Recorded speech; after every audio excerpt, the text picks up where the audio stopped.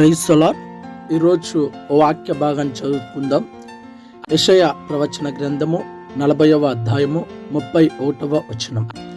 యెహోవా కొరకు ఎదురు చూచువారు నూతన బలము పొందుదురు.